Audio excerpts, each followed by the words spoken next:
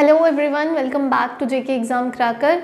अब हम अपनी एमसीक्यू सीरीज़ जो एनवायरनमेंट पे हम कर रहे थे उसको कंटिन्यू करेंगे। तो आज का फर्स्ट क्वेश्चन है, which of the following are the negative health effects of noise pollution. Negative health effects क्या है नॉइज़ पोल्यूशन के? तो नेगेटिव हेल्थ इफेक्ट्स क्या है कि नॉइज़ पोल्यूशन की वजह से हमारे हेल्थ पर क्या इम्पैक्ट पड़ता है। तो नेगेटिव हेल्थ क्या इम्पैक्ट है उसका? क्या हाइपरटेंशन है? हाइपरटेंशन होती है नॉइज़ पोल्यूशन से? हाँ होती है। हियरिंग लॉस, ज़्यादा नॉइज़ पोल्यूशन में रहने से, मतलब जहाँ पर ज़्यादा नॉइज़ हो तो वो हमारे कानों के लिए सही नहीं होती, तो उससे हमारे को प्रॉब्लम हो सकती है कि हमें सुनाई देना बंद हो जाए। ये हो सकता है स्ट्रेस एंड हेडेक, ज़्यादा आवाज़ में स्ट्रेस भी होता है और सर दर्द भी स्टार्ट हो जाती है। तो जो ये तीनों रीजंस हैं, yes they are the negative health effects of noise pollution. तो इसका आंसर क्या रहेगा? All of the above. देखो ये बिल्कुल फैक्चुअल क्वेश्चन हैं, बहुत आसानी से हो जाते हैं। तो just try to concentrate on the key points which are given in the question. ठीक है, हमेशा की पॉइंट ढूंढो और अपना जो आंसर है उसको सॉल्व करने की कोशिश करो।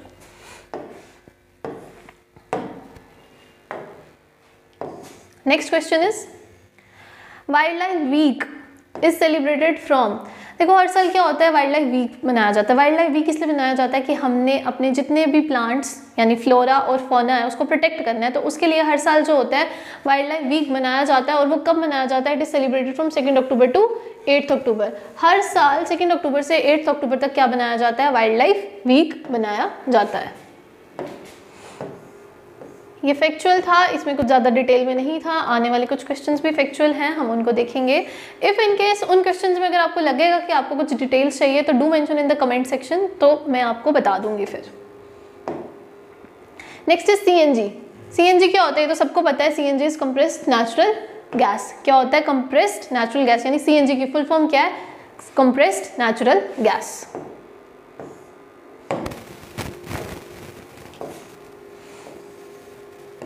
ठीक है, अब यहाँ पर क्वेश्चन है, थोड़ा सा लैंग्वेज उन्होंने ट्रिकी करके दी है। Animals whose primary source of food is based on plants. वो एनिमल्स जिनका प्राइमरी सोर्स ऑफ फूड क्या प्लांट्स हैं, यानी कि वो जानवर जो सिर्फ प्लांट्स खाते हैं। ठीक है, सिंपल लैंग्वेज में इसका ये मतलब है कि वो एनिमल्स जो सिर्फ प्लांट्स खाते हैं, जो प्लांट्स पर डिपेंड करते हैं, उनको हम क्या बोलते हैं? वी नो, उनको हम हर्बीवोर्स बोलते हैं। तो according to the question answer will be the herbivores. Herbivores कौन से जानवर होते हैं? जो सिर्फ प्लांट्स खाते हैं। कार्निवोर्स वो होते हैं, flesh eating animals are known as carnivores. Omnivores हो गए जो प्लांट ईटर्स भी हैं और एनिमल ईटर्स भी हैं, उनको हम ओमनिवोर्स बोलते हैं। लाइक मैन इसकी एग्जांपल है, या नन ऑफ द अबव। तो इसका आंसर क्या है? हर्बीवोर्स, क्योंकि हर्बीवोर्स ही सिर्फ किस पर डिपेंड करते हैं? उनका प्राइमरी सोर्स जो है फूड का वो प्लांट्स हैं, और जो एनिमल्स प्लांट्स पर डिपेंड करते हैं उनको हम हर्बीवोर्स बोलते हैं।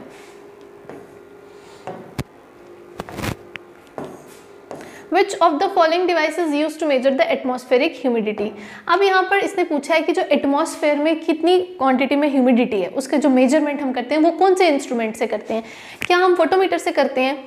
देखो फोटोमीटर वो इंस्ट्रूमेंट है जो किसको इंटेंसिटी मेजर करता है? वो इलेक्ट्रोमैग्नेटिक रेडिएशन की इंटेंसिटी मेजर करता है। It is measure from UV radiation to infrared radiation, और विजिबल स्पेक्ट्रम भी उसमें इंक्लूड होता है। तो फोटोमीटर जो होता है ये क्या करता है? इलेक्ट्रोमैग्नेटिक रेडिएशन की इंटेंसिटी को मेजर करता है। तो हमें क्वेश्चन में क्या पूछा गया है? Atmospheric humidity. ठीक है, तो एटमॉस्फेरिक ह्यूमिडिटी जो है वो कौन मेजर करता है? जो इंस्ट्रूमेंट मेजर करता है उसको हम बोलते हैं हाइग्रोमीटर। उसको हम क्या बोलते हैं? हाइग्रोमीटर। और ऑक्सेनोमीटर क्या होता है? ये हमारे जो प्लांट ऑर्गन की लेंथ को मेजर करने के लिए जो हम इंस्ट्रूमेंट यूज करते हैं उसको बोला जाता है। ठीक है, मतलब जब हमें प्लांट ऑर्गन की लेंथ को मेजर करना होता है उसके लिए जो हम इंस्ट्रूमेंट यूज करते हैं उसको बोला जाता है ऑक्सेनोमीटर। ठीक है, तो लेकिन जो एटमॉस्फेरिक ह्यूमिडिटी को मेजर करने के लिए इंस्ट्रूमेंट हम यूज करते हैं उसको क्या बोलते हैं?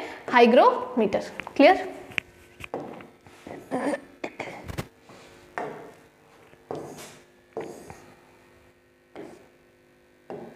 The year declared as the water year. क्या पूछा है यहाँ पर? Water year. मे बी आप में से बहुत लोग पहली बार ही सुन रहे होंगे। तो वाटर ईयर जो इंडियन गवर्नमेंट ने डिक्लेयर किया था, कौन सा साल है जिसको वाटर ईयर बोला जाता है? ठीक है, जो सरफेस वाटर की क्वांटिटी के लिए जब हमारे को एक साल था जिसको वाटर ईयर बोला गया था, तो वो कौन सा साल था जो इंडियन गवर्नमेंट ने डिक्लेयर किया था? 2007। 2007 in the history is known as water year.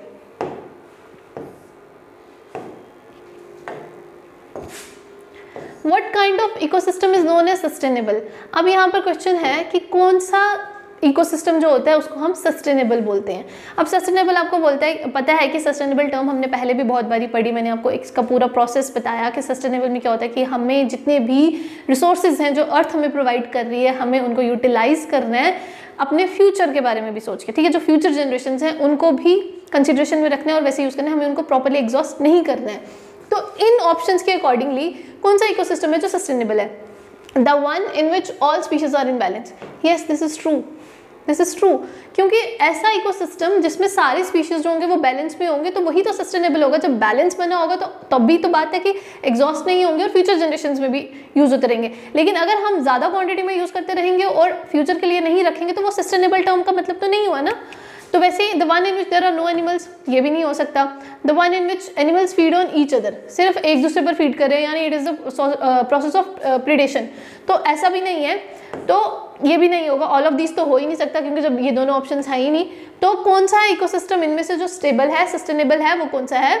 जिसमें सारे स्पीशीज जब बैलेंस में होंगे तब उस इकोसिस्टम को क्या बोला जाएगा? सस्टेनेबल, ठीक है, तब उसको क्या बोला जाएगा? सस्टेनेबल।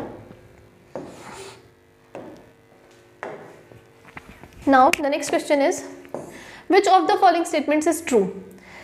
इनमें से बताओ अब कौन सी स्टेटमेंट जो है वो सही है। इकोसिस्टम्स में वेरी इन साइज, जो इकोसिस्टम है वो साइज में वेरी करते हैं। Yes, this is true. अगर इकोसिस्टम साइज में वेरी नहीं करेंगे तो वो कैसे इकोसिस्टम कहलाया जाएगा? ठीक है, ecosystem are always very large, क्या हमेशा लार्ज होते हैं? नहीं, इकोसिस्टम स्मॉल भी होता है। अगर हम बॉन्ड इकोसिस्टम देखें that is small. Ecosystems are always very small, हमेशा ज़्यादा स्मॉल भी नहीं होते। None of these is true, ऐसा भी कुछ नहीं है। क्यों? क्योंकि इकोसिस्टम जो होते हैं वो स्मॉल भी हो सकते हैं, बहुत स्मॉल भी हो सकते हैं, वो लार्ज भी हो सकते हैं, एक्स्ट्रा लार्ज भी हो सकते हैं। तो इकोसिस्टम जो होते हैं वो क्या करते हैं? हमेशा साइज में वेरी करते हैं। तो इस क्वेश्चन के अकॉर्डिंगली जो स्टेटमेंट ट्रू है वो कौन सी है? इकोसिस्टम्स में वेरी इन साइज।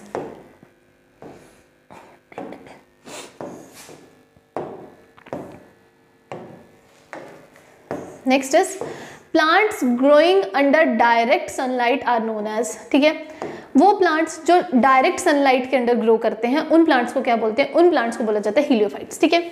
जिनको ज़्यादा इंटेंसिटी चाहिए होती है सनलाइट की ग्रो करने के लिए उनको हम हीलियोफाइट्स बोलते हैं। जिनको लो इंटेंसिटी चाहिए होती है उनको हम क्या बोलते हैं? सायोफाइट्स, ठीक है। इनको क्या चाहिए होती है?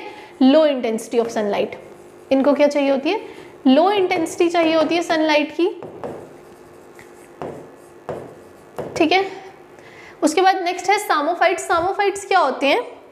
सामोफाइट्स होते हैं वो प्लांट्स जिनको अनस्टेबल सॉइल चाहिए होती है ग्रो करने के लिए, ठीक है। अनस्टेबल सॉइल पे भी जो ग्रो कर जाते हैं उनको सामोफाइट्स बोलते हैं। और डाइकॉट्स आपको पता है कॉटिलिडेंस जो होते हैं, जो प्रेजेंट होते हैं प्लांट्स में in the embryo of the seed, उसको डाइकॉट्स बोलते हैं। तो प्लांट्स जिनको डायरेक्ट सनलाइट चाहिए होती है उनको क्या बोलते हैं? हीलियोफाइट्स बोलते हैं, ठीक है।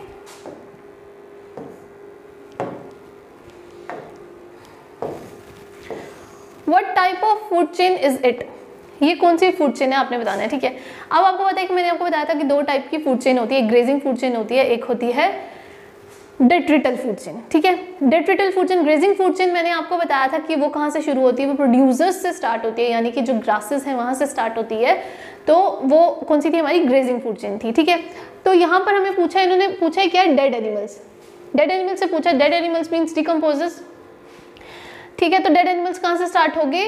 डेट्रिटल फूड चेन या डेट्रिटस फूड चेन भी इसको बोला जाता है। तो डिकम्पोजर्स से जो फूड चेन स्टार्ट होती है उसको हम क्या बोलते हैं? डेट्रिटल फूड चेन बोलते हैं। तो इसमें क्या है? डेड एनिमल्स हैं सबसे पहले, फिर उसके बाद ग्लो फ्लाई, मैगॉट है, मैगॉट के ऊपर मैगॉट्स डिपेंड कर रहे हैं, फ्रॉग खा रहा है, फ्रॉग को कौन खा रहा है? स्नेक खा रहा है।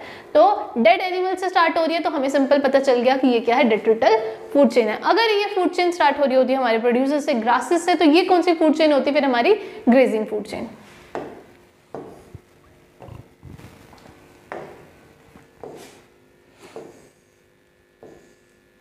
अब यहाँ पर क्या है? क्वेश्चन है द पिरामिड ऑफ एनर्जी, है ना। हमने देखा था कि पिरामिड ऑफ बायोमास जो था, पिरामिड ऑफ नंबर जो था, वो समटाइम्स अपराइट होते हैं, समटाइम्स इन्वर्टेड भी हो सकते हैं, स्पिंडल शेप भी हो सकते हैं। लेकिन पिरामिड ऑफ एनर्जी हमने हमेशा देखा था कि वो हमेशा अपराइट होता है, यानी कि उसमें बेस से टॉप की तरफ एनर्जी जो होती है वो हमेशा क्या करती है? ट्रांसफर करती है, क्योंकि एनर्जी फ्लो जो होता है वो हमेशा यूनिडायरेक्शनल रहता है, वो कभी भी बाई डायरेक्शनल या मल्टी डायरेक्शनल नहीं होता। तो इस वजह से क्या है, जो हमारी पिरामिड ऑफ एनर्जी है वो हमेशा क्या होती है? अपराइट होती है। तो ये पिरामिड ऑफ एनर्जी हमें क्या स्टेट करता है?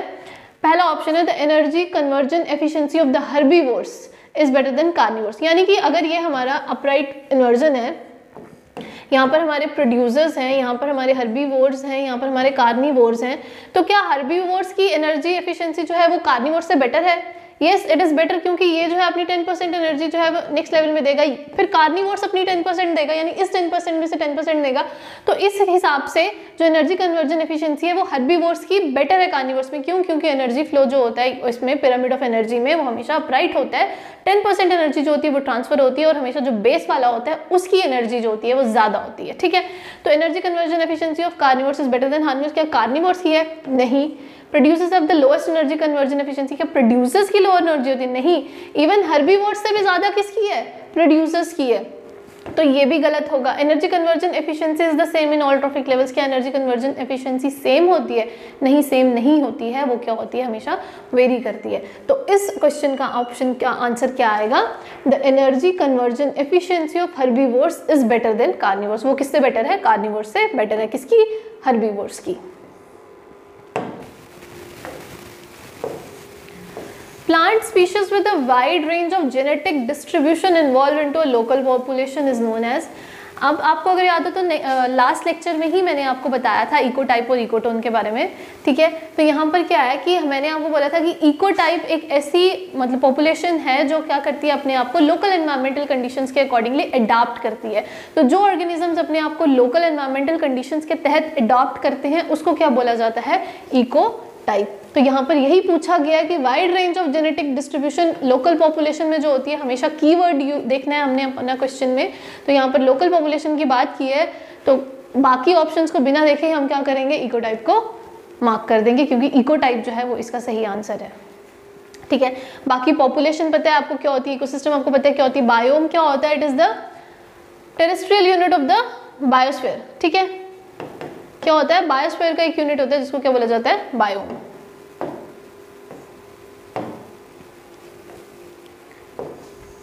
एडाफिक फैक्टर रेफर्स टू। देखो एडाफिक फैक्टर्स क्या होते हैं? एडाफिक फैक्टर्स जो होते हैं ये हमें कैरेक्टरिस्टिक्स बताते हैं। ठीक है, कैरेक्टरिस्टिक्स बताते हैं, केमिकल, बायोलॉजिकल, फंक्शनल कैरेक्टरिस्टिक्स, लेकिन किसके बताते हैं? सॉइल के बताते हैं। तो इसका क्या आंसर होगा? एडाफिक फैक्टर्स जो है वो हमारे किसके रिलेटेड हैं? सॉइल के रिलेटेड हैं। ठीक है, क्या? क्यों? क्योंकि हमें सॉइल की क्या बताते हैं? प्रॉपर्टीज बताते हैं, उसकी कैरेक्टरिस्टिक्स बताते हैं। तो एडाफिक फैक्टर्स क्या हो गए? किससे रिलेटेड हो गए? These are related to soil.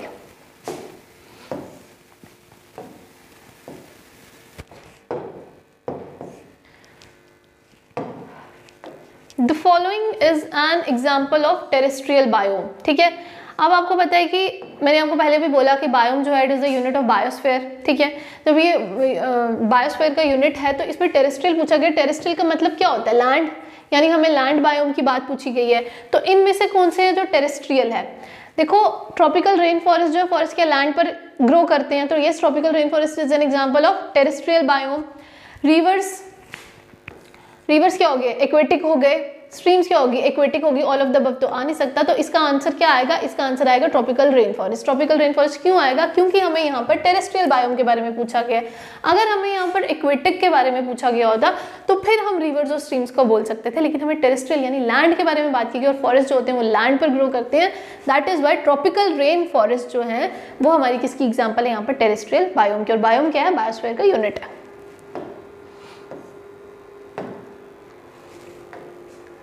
Terrestrial biomes has a rapid exchange of. देखो अब टेरेस्ट्रियल बायोम्स में क्या होता है? हमें पता है कि हम खुद भी टेरेस्ट्रियल बायोम में रह रहे हैं। ठीक है, टेरेस्ट्रियल बायोम में रैपिड एक्सचेंज किसका होता है? क्या कार्बन डाइऑक्साइड चेंज हो रही है? यस। ऑक्सीजन चेंज हो रही है? यस। वाटर चेंज हो रहा है? यस। वाटर साइकिल चल रहा है हमारे एटमॉस्फेयर में।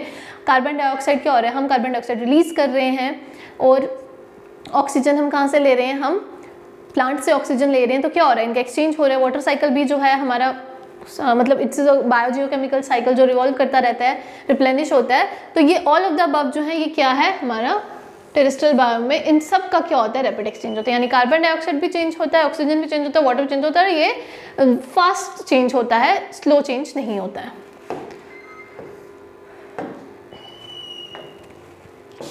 नेक्स्ट इज, अब यहाँ पे पूछा गया है कि इकोसिस्टम स्मॉलेस्ट यूनिट किसका है? देखो इकोसिस्टम किसका स्मॉलेस्ट यूनिट है? बायोस्फीयर। मैंने आपको पीछे भी बताया था कि अर्थ के जो है वो 4 कंपार्टमेंट्स हैं। लास्ट लेक्चर में बताया था कि लिथोस्फीयर, बायोस्फीयर, एटमॉस्फेयर, हाइड्रोस्फीयर। तो इकोसिस्टम जो है वो किसका है, क्योंकि इकोसिस्टम में क्या होता है, इंटरेक्शन होती है लिविंग और नॉन लिविंग ऑर्गेनिज्म की। तो नॉन लिविंग और लिविंग की बात की गई, और लिविंग बात जो हम करते हैं वो हमेशा बायो के साथ टर्म रिलेट होती है। तो इकोसिस्टम जो है वो किसका स्मॉलेस्ट यूनिट है, it is the smallest unit of biosphere. ठीक है, किसका स्मॉलेस्ट यूनिट है, बायोस्फीयर का स्मॉलेस्ट यूनिट है।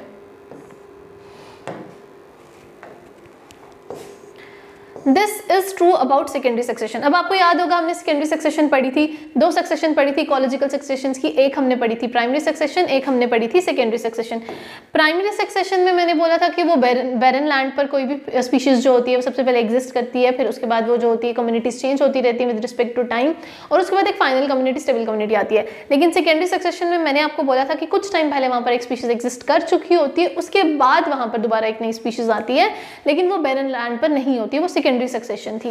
तो इन्होंने बोला है कि अब बताओ कि सेकेंडरी सक्सेशन के केस में इन चारों ऑप्शंस में से क्या बात सही है।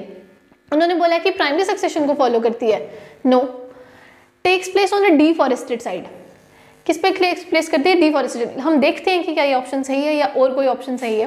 Is similar to primary succession except that it has a relatively slower pace. क्या ये प्राइमरी सक्सेशन की तरह सेम होती है, ये हो ही नहीं सकती प्राइमरी सक्सेशन की तरह सेम। क्यों, क्योंकि प्राइमरी सक्सेशन हमेशा बैरन लैंड पे स्टार्ट होती है, और जो सेकेंडरी सक्सेशन होती है वहाँ पर पहले एक स्पीशीज एग्जिस्ट कर चुकी होती है। ऐसा हो सकता है कि वहाँ पर पहले एक स्पीशीज एग्जिस्ट की हुई हो, फिर विद रिस्पेक्ट टू टाइम वहाँ पर कोई नेचुरल डिजास्टर आ जाए, कोई कैलेमिटी हो जाए, तो वो स्पीशीज वहाँ से रिमूव हो जाए, कंप्लीटली डिस्ट्रॉय हो जाए, और काफी टाइम बाद वहां पर एक नई स्पीशीज जो है वो एग्जिस्ट करे, तो वो सेकेंडरी सक्सेशन है। तो ये हो ही नहीं सकती प्राइमरी सक्सेशन की तरह सेम।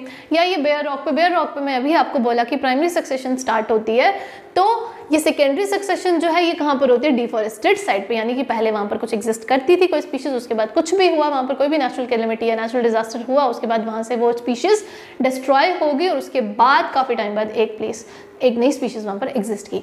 तो सेकेंडरी सक्सेशन के केस में क्या इंपॉर्टेंट होगा, क्या सही होगा यहाँ पर, it takes place in a deforested site.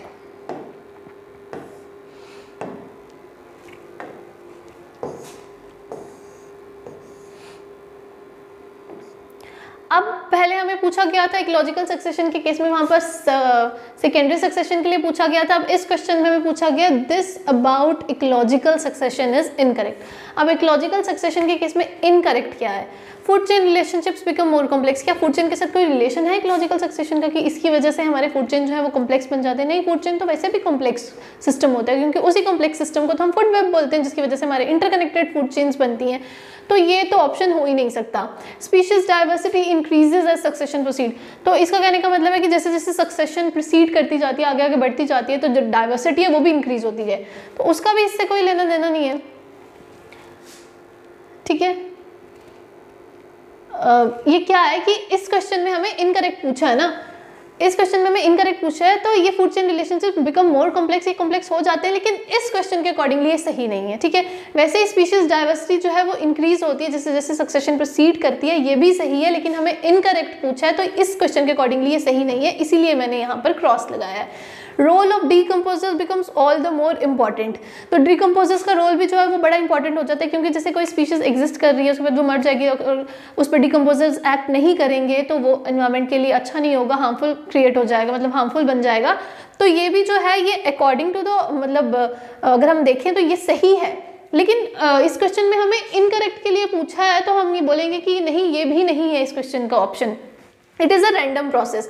तो क्या इकोलॉजिकल सक्सेशन एक रैंडम प्रोसेस है? नहीं, एक रैंडम प्रोसेस नहीं है, ये एग्जिस्ट करता है, रैंडमली नहीं होता है, ये प्लान्ड होता है। ठीक है, तो इकोलॉजिकल सक्सेशन में, इसमें इकोलॉजिकल सक्सेशन के बारे में इनकरेक्ट क्या है, ये रैंडम प्रोसेस नहीं है। ठीक है, तो इस क्वेश्चन के अकॉर्डिंगली इसका आंसर क्या आएगा, is a random process, it is not a random process. ठीक है, ये रैंडम प्रोसेस नहीं है।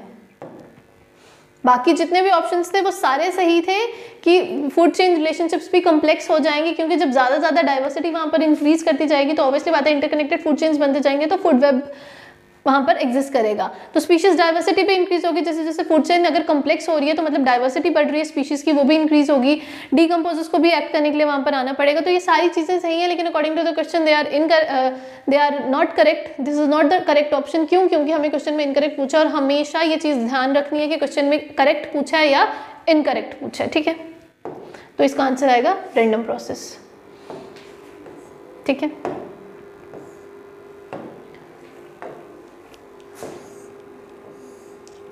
Process of the successful establishment of a species in a new area is known as. अब यहाँ पर पूछा गया कि इकोलॉजिकल सक्सेशन में मैंने आपको बोला था कि सबसे पहले एक स्पीशीज एग्जिस्ट करती है, फिर उसके बाद क्या होता है टेम्प्रेरी वो चेंज होती है, क्योंकि विद रिस्पेक्ट टू टाइम वहाँ पर क्या होता है स्टेडली इंक्रीज होती है, डाइवर्सिटी स्पीशी चेंज होती है, फिर एक टेम्प्रेरी स्पीशी आती है, ठीक है।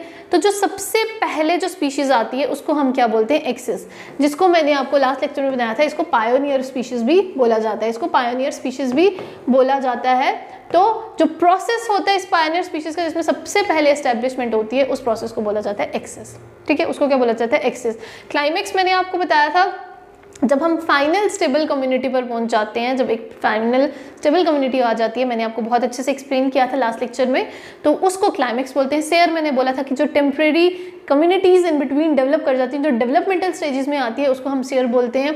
और इन्वेजन तो हो गया कि वही जो बेरन रॉक को पहले जो सबसे पहले स्पीशीज इन्वेड करेगी उस प्रोसेस को इन्वेजन बोलेंगे, ठीक है। तो यहाँ पर सक्सेसफुल एस्टैब्लिशमेंट जिस स्पीशीज की होती है उसको क्या बोला जाता है, एक्सिस।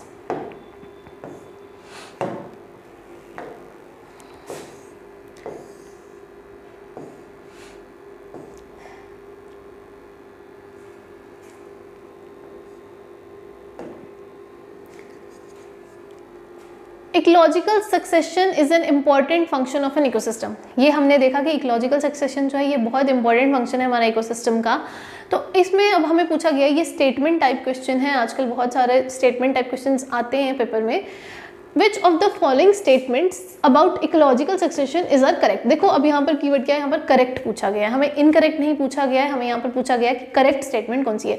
अब हम देखते हैं यहाँ पर क्या है, succession refers to the changes in population और community structures that occur at the boundary of two habitats. देखो जहाँ पर टू हैबिटेट्स यूज हो गए तो क्या सक्सेशन में सिर्फ दो हैबिटेट्स की बात की जाती है? नहीं, दो हैबिटेट्स की बात नहीं की जाती है, तो ये ऑप्शन सही नहीं हो सकता, ये ऑप्शन सही नहीं हो सकता।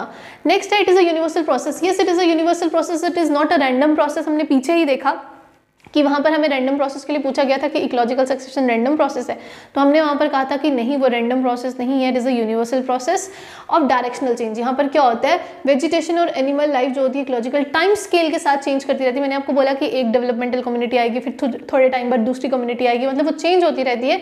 तो yes, it is a universal process. तो अकॉर्डिंग टू द क्वेश्चन कौन सी स्टेटमेंट ट्रू है, सिर्फ two, second statement is true only. क्यों? क्योंकि जो हमारा इकोलॉजिकल सक्सेशन है ये इंपॉर्टेंट फंक्शन भी है इकोसिस्टम का और ये हमारा यूनिवर्सल प्रोसेस भी है, ठीक है।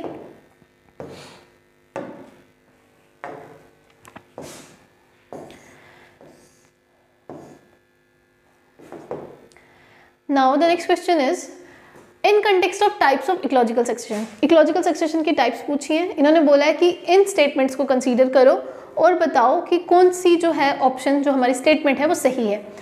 Autogenic succession is brought about by living inhabitants of the community itself. अब ऑटोजेनिक सक्सेशन क्या होती है? ऑटोजेनिक सक्सेशन वो सक्सेशन होती है जो कम्युनिटी जो होती है वो खुद से लाती है, ठीक है। उनको कोई एक्सटर्नल एजेंसी, कोई एक्सटर्नल फैक्टर नहीं चाहिए होता है उनको सक्सेस करने के लिए, उनको अपनी सक्सेशन प्रोसीड करने के लिए कोई नहीं चाहिए होता है, वो खुद से करती हैं, ठीक है। तो यस, ये सही है क्योंकि ऑटोजेनिक का मतलब ही यही है, सेल्फ। और allogenic succession is brought about by the external forces. तो एलोजेनिक सक्सेशन जो होती है, yes it is brought about by the external forces, क्योंकि एलोजेनिक सक्सेशन में जो स्पीशीज होती हैं वो खुद से नहीं कर पाते हैं अपनी सक्सेशन, उनको एक एक्सटर्नल फोर्स चाहिए होती है। इट में भी एयर, वाटर, विंड, कोई भी एक्सटर्नल फोर्स हो सकती है, तो जो जिसकी हेल्प से वो क्या करते हैं, सक्सेशन ला सकते हैं। तो इस क्वेश्चन का आंसर होगा बोथ 1 and 2, क्योंकि दोनों जो स्टेटमेंट्स हैं वो सही हैं। ऑटोजेनिक में यानी सेल्फ मोड और एलोजेनिक में दे नीड एक्सटर्नल फोर्सेस। तो इसका ऑप्शन रहेगा both 1 and 2। Clear?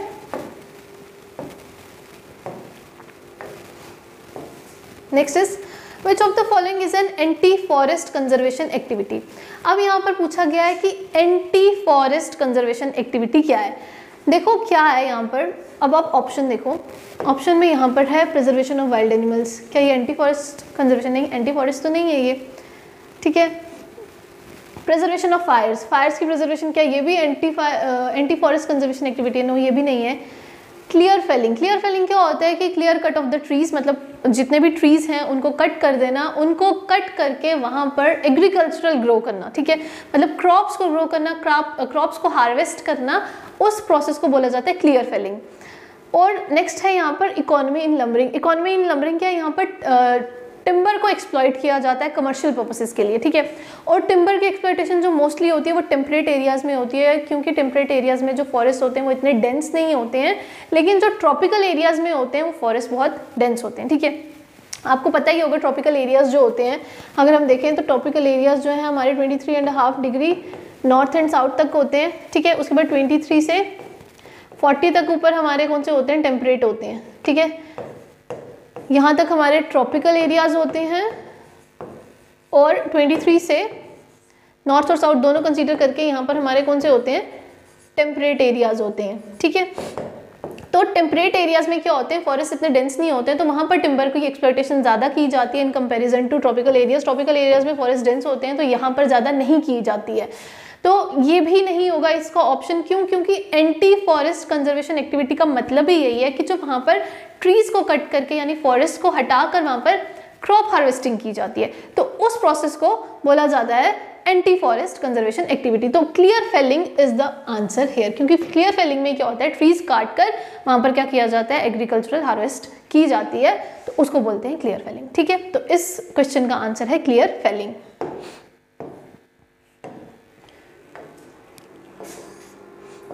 Next question is the energy produced by the hydel power plant, यानी हाइडल वाटर पावर प्लांट जो है वो कौन सी एनर्जी रिलीज करता है, क्या वो नॉन पोल्यूटिंग और नॉन रिन्यूएबल होती है। हाँ, नॉन पोल्यूटिंग तो होती है, वो पोल्यूशन क्रिएट नहीं करती, लेकिन नॉन रिन्यूएबल नहीं होती है, तो ये ऑप्शन नहीं होगा। पोल्यूटिंग होती है, नहीं। नॉन पोल्यूटिंग होती है, नॉन रिन्यूएबल होती है, नहीं, ये भी नहीं होगा। Non polluting and renewable, yes. जो हाइडल पावर प्लांट से जो एनर्जी रिलीज होती है वो नॉन पोल्यूटिंग होती है, यानी वो पोल्यूशन नहीं क्रिएट करती है, और उसको हम रिन्यू भी कर सकते हैं, यानी it can be reused again and again. तो इस क्वेश्चन का आंसर होगा नॉन पोल्यूटिंग एंड रिन्यूएबल, ठीक है। जो एनर्जी हम हाइडल पावर प्लांट से प्रोड्यूस करते हैं वो कौन सी होती है, नॉन पोल्यूटिंग और renewable.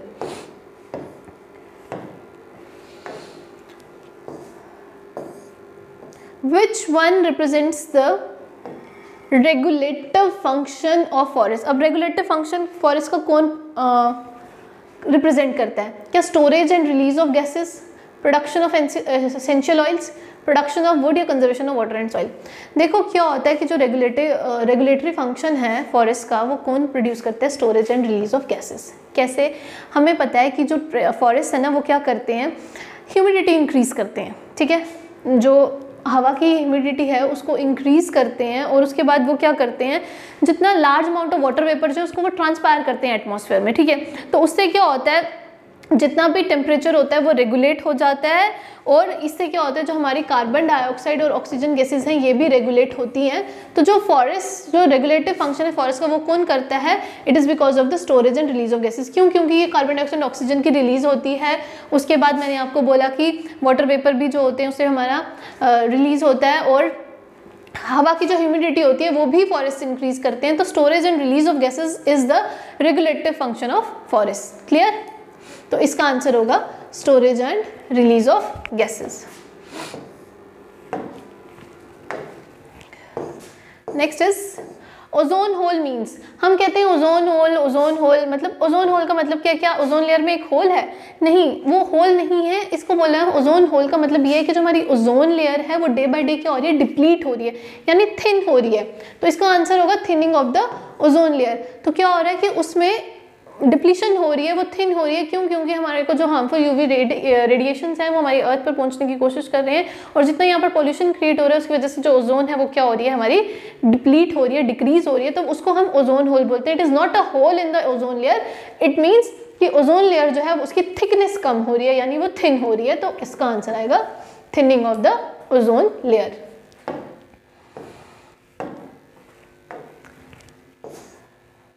Biotic component of biosphere. देखो बायोटिक हो गया लिविंग ऑर्गेनिजम्स, और बायोस्फीयर भी मैंने आपको बोला कि क्या है, लिविंग ऑर्गेनिज्म की टर्म है बायोस्फीयर, ठीक है। कंपार्टमेंट्स हैं अर्थ के, उसमें से बायोस्फीयर एक हमारा कंपार्टमेंट है। तो बायोटिक कौन हो गए, लिविंग ऑर्गेनिज्म। तो इसमें पूछा गया कि जो बायोटिक कंपोनेंट है बायोस्फीयर के, देखो बायोस्फीयर में एबायोटिक भी होंगे और बायोटिक भी होंगे, तो इसमें कॉन्स्टिट्यूटेड कौन नहीं करेगा, ठीक है। बायोटिक की बात की गई है, तो प्रोड्यूसर्स क्या है, ये भी लिविंग है, कंज्यूमर्स क्या है, ये भी लिविंग है, डिकम्पोजर्स क्या है, ये भी लिविंग है। ये डेड डिकेइंग ऑर्गेनिक मैटर पर मतलब फीड करते हैं, पर है तो लिविंग है ना। तो डिकम्पोजर भी क्या है, लिविंग है। तो इसमें से कौन सा ऑप्शन है जो बायोटिक कंपोनेंट नहीं बनाता, वो एयर है। क्यों, क्योंकि एयर जो है it is abiotic component of the biosphere. ये कौन सा है हमारा एबायोटिक कंपोनेंट है। Soil erosion can be prevented by, देखो सॉइल इरोजन हमने लास्ट लेक्चर में भी पढ़ा था। Soil erosion is the process of removal of the top layer of the soil. Top layer जो होती है सॉइल की वो इरोड हो जाती है, जो एसेंशियल न्यूट्रिएंट्स होते हैं वो भी क्या हो जाते हैं, वॉश्ड आउट हो जाते हैं।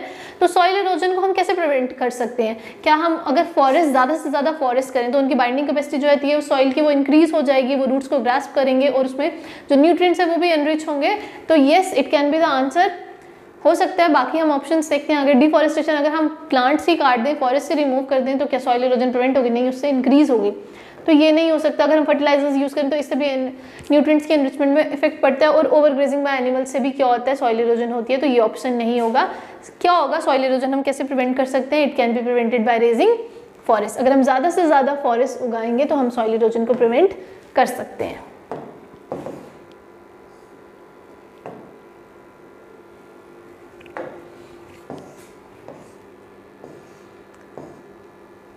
यहाँ पर नेक्स्ट क्वेश्चन है अब, what would happen if all the oxygen present in the environment is converted to ozone?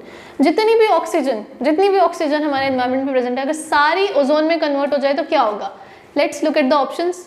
Will we be protected more? हम ज़्यादा प्रोटेक्ट होंगे। क्या हमें ऑक्सीजन नहीं चाहिए? This can't be the answer, illogical. It will become poisonous and kill living forms. Yes, poisonous बन जाएगी। अगर हमें ऑक्सीजन नहीं मिलेगी, सिर्फ ओजोन मिलेगी। हमने पीछे भी पढ़ा कि ओजोन क्या होता है, कि ओजोन से हमारे को ब्रीथलेस प्रॉब्लम स्टार्ट हो जाती है, ठीक है, क्योंकि हार्मफुल होती है ब्रीथ ले, और ऑक्सीजन में हम ब्रीथ कर सकते हैं, हाँ ओजोन में ब्रीथ नहीं कर सकते हैं। तो it will become poisonous and kill living forms. This is the true option. बाकी हम देखते हैं, ozone is not stable hence it will be toxic. हाँ ये टॉक्सिक है, लेकिन मोर अप्रोप्रिएट ऑप्शन जो है वो हमारा kill living forms. It will help harmful sun radiations to reach earth and damage many life forms. नहीं, ये भी नहीं होगा। क्या होगा कि अगर ऑक्सीजन सारी कन्वर्ट हो जाए ओजोन में तो हमारे लिए ब्रीदिंग प्रॉब्लम स्टार्ट हो जाएंगी, वी कांट सर्वाइव, वो पॉइजनस बन जाएगी और जितने भी लिविंग फॉर्म्स हैं, whether it is plants, animals या ह्यूमंस, उन सबको क्या करेगी, किल कर देगी। तो इसका आंसर होगा B part, it will become poisonous and kill living forms.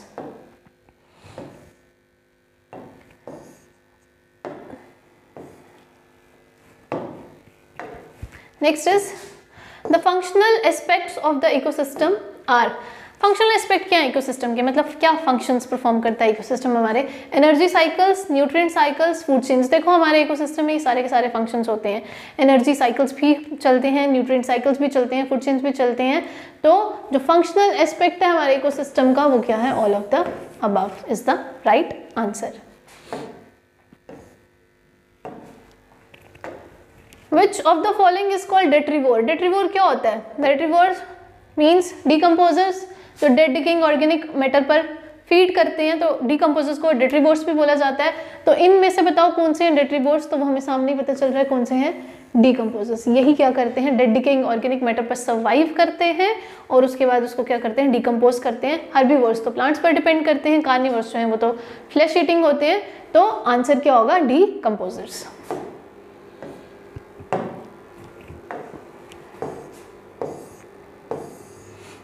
Which of the following activity is incorrect about the impact of human activities on the ecosystem?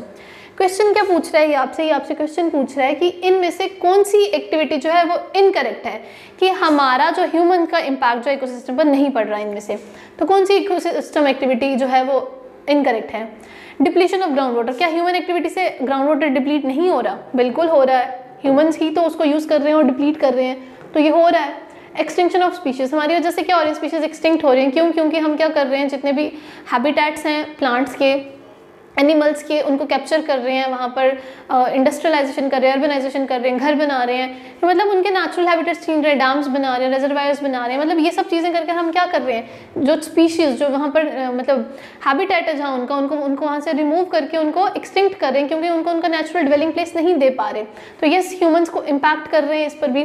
Decrease of forest area भी decrease कर रहे हैं, क्योंकि हम जंगल ज़्यादा से ज़्यादा क्या कर रहे हैं, काट रहे हैं। तो इनमें से तो कोई भी नहीं है, तो answer will be the none of the above. क्यों? क्योंकि ये जो तीनों हैं ये इम्पैक्ट है हमारा ह्यूमन एक्टिविटी का इकोसिस्टम पर, ये तीनों इम्पैक्ट कर रहे हैं, तो none of the above will be the answer.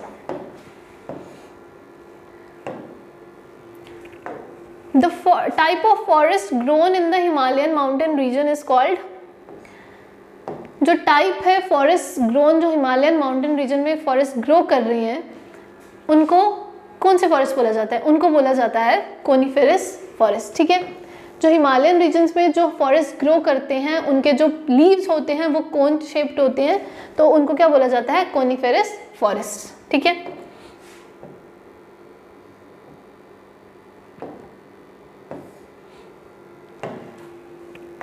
Coniferous is like needle shaped. Which of the following is not a biogeographic zone? अब इसमें से पूछा गया है कि इसमें से जो है बायोजियोग्राफिक जोन कौन सी नहीं है। देखो, बायोजियोग्राफिक जोन क्या होती है कि डिफरेंट ऑर्गेनिजम्स जो होते हैं, डिफरेंट स्पीशीज जो होती हैं, उनको डिस्ट्रीब्यूट किया गया होता है डिफरेंट जोन्स में। ठीक है, तो इसमें इन्होंने पूछा है कि इसमें से कौन सी है जो बायोजियोग्राफिक जोन नहीं है। तो बायोजियोग्राफिक जोन जो इंडिया में, they are total 10 in number. ठीक है, कितनी है टोटल? 10 है नंबर में। तो उसमें थार डेजर्ट भी आता है, ब्रह्मपुत्र प्लेन्स भी आता है, नॉर्थ ईस्ट भी आता है, कोस्टल प्लेन्स भी आते हैं, डेक्कन रीजन्स भी आते हैं, उसके बाद हमारे coastal area, semi arid regions, western Ghats, north eastern plains, ये सारे आते हैं। तो नहीं आता है जो सिर्फ वो कौन सा होता है? South east zone. यानी अगर आप देखो, अगर हम डायरेक्शंस की बात करें, नॉर्थ, साउथ, ईस्ट और वेस्ट। ठीक है, मैंने बोला कि यहाँ पर थार डेजर्ट भी आ रहा है। थार डेजर्ट हमारा इस वाले कोऑर्डिनेट में एग्जिस्ट करता है, ब्रह्मपुत्र प्लेन्स हमारा इस वाले कोऑर्डिनेट में एग्जिस्ट करता है, नॉर्थ ईस्ट जोन भी हमारा यही वाली जोन आती है। ठीक है, और ये हमारा साउथ वेस्ट है, यहाँ पर भी आता है, क्योंकि मैंने आपको बोला कि डेक्कन प्लेट्यू, कोस्टल रीजन्स, ये सब इन सब में आते हैं। अंडमान एंड निकोबार आइलैंड्स भी हमारा एक बायोजियोग्राफिक जोन है। तो सिर्फ साउथ ईस्ट जोन एक ऐसी जोन है जहाँ पर बायोजियोग्राफिक जोन नहीं है। ठीक है, टोटल इंडिया में कितने हैं? दे आर 10 इन नंबर, लेकिन जो इनमें से बायोजियोग्राफिक जोन नहीं है वो कौन सी है? South east zone.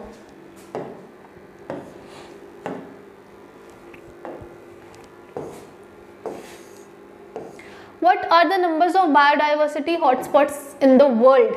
यहाँ पर हमें इंडिया की नहीं, बायोडाइवर्सिटी हॉटस्पॉट्स वर्ल्ड के लिए पूछा गया है।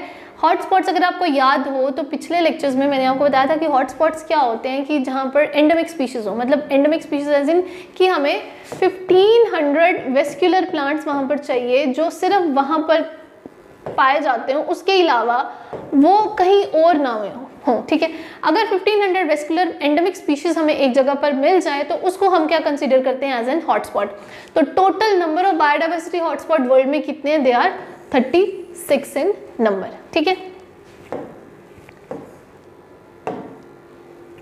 Now the last question for the today is Which of the following element is responsible for groundwater pollution in various states? अब ग्राउंड वाटर पोल्यूशन कौन से एलिमेंट की वजह से हो रहा है? क्या क्लोरीन की वजह से हो रहा है? नहीं, क्लोरीन तो हम पानी में डालते हैं कि उसकी मतलब फिट बना सके थोड़ा ड्रिंकिंग के लिए। Fluoride, yes, fluoride is the element जिसकी वजह से ग्राउंड वाटर पोल्यूशन बहुत सारी स्टेट्स में हो रहा है। तो ground water pollution various states में कौन से केमिकल की वजह से हो रहा है, कौन से एलिमेंट की वजह से हो रहा है? It is because of the fluoride. ठीक है, तो आज के लिए इतना ही काफ़ी है। Thank you, have a nice day, will meet in the next lecture with the next MCQs। Okay, bye bye, thank you.